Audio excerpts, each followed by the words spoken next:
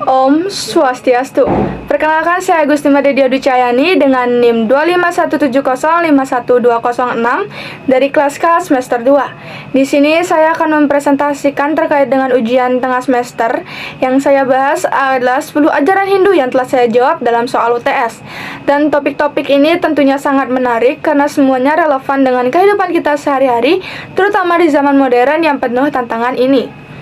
Adapun beberapa yang akan saya bahas yaitu terkait dengan Brahma Vidya, Catur Purusha Arta Pancayatnya, Awatara dan Orang Suci, Yoga, Gayatri Sadhana, Pancasrada, Catur Marga, Kitab Suci, dan juga integrasi nilai Hindu. Dan mari kita bahas satu persatu. Soal pertama, seorang mahasiswa sains yang meragukan Tuhan karena dianggap tidak ilmiah. Bagaimana saya menjelaskannya? Jawabannya adalah, saya akan menjelaskannya dengan cara yang cukup sederhana. Dalam ilmu sains, kita mengenal adanya hukum alam yang teratur atau biasanya disebut dengan gravitasi, yang dimana kita tidak bisa melihat gravitasi, tetapi kita bisa melihat efeknya. Begitu juga dengan Brahman. Brahman tersebut itu bukan Tuhan yang duduk di langit, melainkan realitas tertinggi yang menjadi sumber dari segala sesuatu, termasuk materi, energi, hukum, fisika, maupun kesadaran. Dari sudut fisika kuantum, pernah ada gagasan bahwa partikel berasal dari satu medan energi fundamental, dan Brahman sendiri bisa dianalogikan seperti itu. Sehingga ilmu pengetahuan menjawab bagaimana alam bekerja, tetapi tidak pernah menjawab mengapa ada alam semesta. Nah, untuk menjawab mengapa, itulah wilayah Brahman. Jadi, percaya pada Brahman sendiri bukan bertentangan dengan sains, melainkan saling melengkapinya. Soal kedua, seorang pengusaha muda yang sukses secara materi tetapi kehidupannya penuh konflik, keluarga, dan kehilangan arah spiritual. Yang dimana permasalahan ini tentunya sangat relevan dengan generasi sekarang yang sering kejar flexing dan sukses di media sosial tetapi keluarganya berantakan. Jawabannya adalah Catur Purusha Arta mengajarkan bahwa manusia sendiri memiliki 4 tujuan hidup, yaitu Dharma atau kewajiban moral, Arta atau kekayaan, Kama atau kenikmatan, dan Moksha yaitu kebebasan spiritual. Dan kasus pengusaha muda ini menunjukkan ketidakseimbangan yang dimana ia hanya fokus pada Arta dan Kama tanpa mengingat adanya Dharma, sehingga ia hanya kaya secara materi tapi miskin secara hubungan keluarga dan spiritual. Adapun solusinya, Arta dan Kama harus dikejar dalam bingkai Dharma sebagai fondasi. Uang tentunya boleh, tapi tentu harus diperoleh dengan cara yang benar dan juga digunakan untuk kebahagiaan keluarga. Sementara moksha itu sendiri bukan berarti menjadi biksu, tetapi menjalani hidup dengan kesadaran bahwa kebahagiaan itu sejati tidak semata-mata tentang materi. Soal ketiga, tentang generasi muda di desa Bali yang mulai enggan terlibat dalam upacara yatnya karena dianggap membuang waktu dan biaya. Jawabannya tentunya berkaitan dengan pancayatnya. Pancayatnya sendiri merupakan 5 jenis pengorbanan tulus, yang dimana saya akan meyakinkan generasi muda bahwa yatnya itu tidak harus mahal atau dalam bentuk uang. Namun esensinya adalah pengorbanan yang tulus dan rasa syukur. Dapat dicontohkan seperti contoh modernnya yaitu menyumbang darah sebagai contoh bentuk dari manusia yatnya, menanam pohon atau disebut dengan buteyatnya, belajar sungguh-sungguh atau disebut dengan rasiatnya, dan mendoakan orang tua yang sudah meninggal adalah fitriyatnya. Dan upacara besar di desa itu tentunya memang memerlukan biaya, namun apabila itu juga melatih gotong royong dan melestarikan budaya, bisa diadaptasi dengan dengan cara yang lebih sederhana atau tanpa kehilangan maknanya. Sehingga yatnya itu sendiri tidak kehilangan zaman, yang dimana justru malah sangat relevan untuk mengatasi egoisme dan juga kerusakan alam. Soal keempat, seorang siswa yang menganggap kisah Awatara seperti Rama dan Krishna hanyalah mitos tanpa makna nyata. Yang dimana tentunya saya akan menjelaskan bahwa Awatara sendiri itu berasal dari kata awa, yang artinya turun, dan tra yang artinya melintasi. Jadi Awatara dapat diartikan sebagai turunnya Tuhan ke dunia untuk menegakkan Dharma ketika terjadinya ketidakseimbangan. Namun adapun yang paling penting, dimana kita tidak perlu menunggu Tuhan itu turun secara fisik. Dan dari kisah Awatara ini sebenarnya berisi pesan moral yang sangat relevan, yang dimana contohnya Rama mengajarkan kejujuran, kepemimpinan dengan teladan dan tanggung jawab keluarga, serta Krishna mengajarkan bekerja tanpa terikat hasil, ketenangan di tengah krisis, dan menghadapi masalah dengan bijaksana. Dan adapun orang suci dalam Hindu seperti Dangyang Nirartha yang berasal dari Bali, Sri Ramakrishna atau Swami Vivekananda adalah contoh nyata manusia biasa yang berhasil menyucikan diri, dan mereka adalah contoh awatara dalam skala kecil. Soal kelima, seorang pekerja kantoran yang mengalami stres berat dan mencoba yoga hanya sebagai olahraga fisik tanpa memahami aspek spiritualnya. Yoga sendiri menurut ajaran Patanjali memiliki 8 cabang yang disebut dengan Astanga Yoga. Mulai dari yama dan niyama yang merupakan etika dan disiplin moral, kemudian asana atau postur fisik, pranayama atau pengaturan nafas, pratyahara, dharana, dhyana atau disebut dengan meditasi, dan juga smedhi. Kasus pekerja kantoran yang hanya melakukan yoga sebagai olahraga fisik ini baru sampai pada tahap yang namanya asana, yaitu langkah ketiga. Yang dimana tentunya ini bukan sesuatu hal yang salah, namun hanya saja belum lengkap. Dan agar yoga tersebut dikatakan benar, maka ia perlu mengintegrasikan pranayama untuk menenangkan pikiran. Kemudian dhyana atau meditasi. Dengan begitu, aspek fisik, mental, dan spiritualnya akan menyatu, di mana tubuh bergerak, pikiran fokus, dan jiwa merasakan ketenangan. Soal keenam, seorang remaja yang rutin melantunkan mantra Gayatri tetapi tidak memahami maknanya dan hanya melakukannya sebagai rutinitas. Jawabannya adalah, Gayatri mantra sendiri itu berbunyi Om berbuah swah tat savitur varenyam bargo dewa Shedimahi Diyojona Prachodayat, yang artinya kami merenungkan kemuliaan Tuhan yang menciptakan alam semesta. Semoga Tuhan menerangi pikiran kami. Mantra ini memohon penerangan akal, bukan sekadar kekayaan atau kekuasaan, melainkan tentang kebijaksanaan. Yang dimana remaja yang hanya melafalkan tanpa mengetahui makna yang sebenarnya itu tentunya sama seperti burung beo, ikut berbunyi tapi tidak paham artinya. Gayatri Sadhana yang benar adalah melafalkan dengan ucapan yang benar, memahami artinya setelah melafal, diam sejenak dan merenungkannya, lalu menerapkannya dalam tindakan sehari-hari.